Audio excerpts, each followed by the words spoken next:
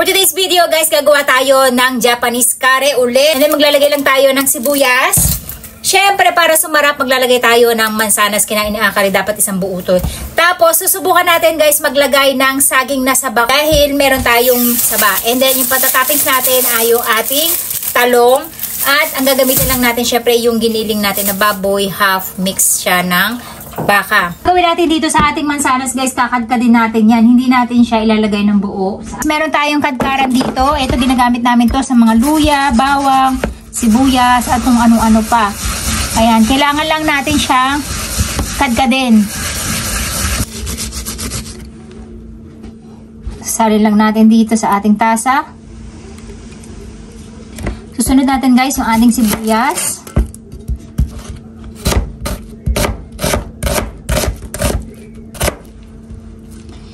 Migita eh. Tapos ito yung ating talong na piprituhin natin. Ang hiwa natin dito guys ay magtataka kayo, itong chopping board na to para lang talaga to sa gulay na nagmamantsa. So ayan, hahatiin lang natin siya sa dalawa kasi yung talong guys, isa to sa mga nagmamantsa na gulay. Tapos gagamit din tayo ng bell pepper. Since wala tayong bell pepper, ang gagamitin natin ay siling pangsigang. Tapos yung saging natin, yung saging may dagta din yan guys. So gagawin natin, ganyan lang yung hiwa natin. So ayan.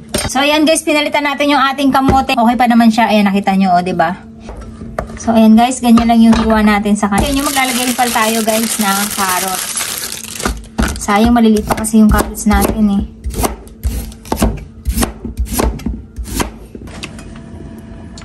Unahin lang natin yung sibuyas hanggang sa maging golden brown siya. Tapos ilalagay na natin guys yung ating carrots at kamote. Ilalagay na rin yung ating saging para lumalasan yung kanyang asin. Kasi alam nyo guys, ang curry, parang fruity talaga yung lasa niya. Yung iba, bukod sa mansanas, naglalagay ng peach. Ayan. Either beef na buo yung ilagay nyo guys, pwede rin yung giniling. Kaya lang pag giniling kasi mas masarap ang lasa dahil lumalasa siya sa inyong curry talaga. Ayan. So, konti lang mantika natin, diba? Kakaras na yun yung mantika na itong ating niluluto na karne.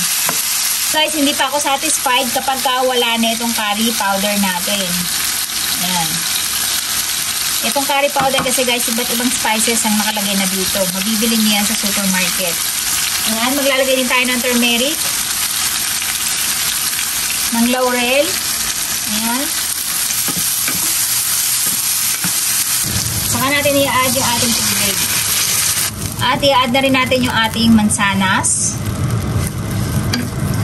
Dito guys, ang sikreto ko, naglalagay ako ng konting toyo at asukal. Ayan. Pag medyo lumambot na guys yung ating kamote at yung ating carrots, saka natin ilalagay yung ating curry bar. And then, ang gagamitin natin curry this time ay yung amakuchi o yung medyo may pagkamatamis. Ayan. At meron din siyang mansanas with honey. Ganito yung itsura niyan guys, bar.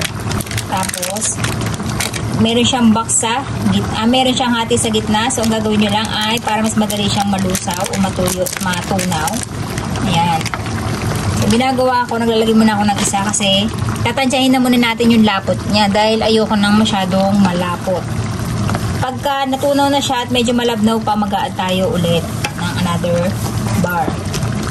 Pag medyo matabang toyo ang nilalagay kong panimpla para umalat siya ng konti. Tapos, yung iba guys, naglalagay ng kamatis. Ang sarap din niya guys kapag kami kamatis. Since mahal pa yung kamatis, hindi muna tayo naglagay. Mag-add lang ako ng konting tubig guys kasi medyo malapot. Ayan. Gusto kasi sa curry medyo malabnaw. Tikman lang natin. Perfect. Saka natin nilalagay yung ating mga sili guys. Ayan. Papatayin natin yung apoy para hindi ma-overcook tong ating sili. Magdadagdag ng lasa yan guys. Kaya naglalagay ng bell pepper. Pero mas gusto ko to yung siling pansigang. Mas kinakain ko to kaysa sa bell pepper. Ang bell pepper, hilaw ko lang siyang nakakain. So, maglalagay lang tayo ng mantika. Madaming mantika. Ayan. Lalagay na natin yung ating talong.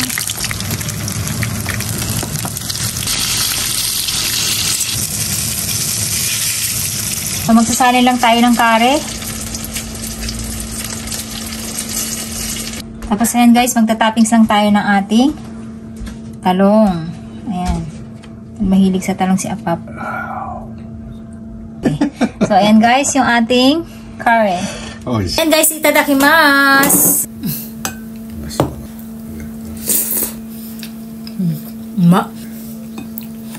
Bagay yung saging guys kasi manamis-namis siya na maasim. Banana desu. Do. なんかバナナの味あんましないけど。 Ang tamis kasi nung saging natin guys. Tapos may konting asim siya. Ewan ko ba't di niya malasahan yung konting asim. Ito lang guys. Babos na yung kanin ko. Lalagay na lang ng konting kanin kasi para hindi sayang yung sauce ko. So ayan guys. Ang sarap siya.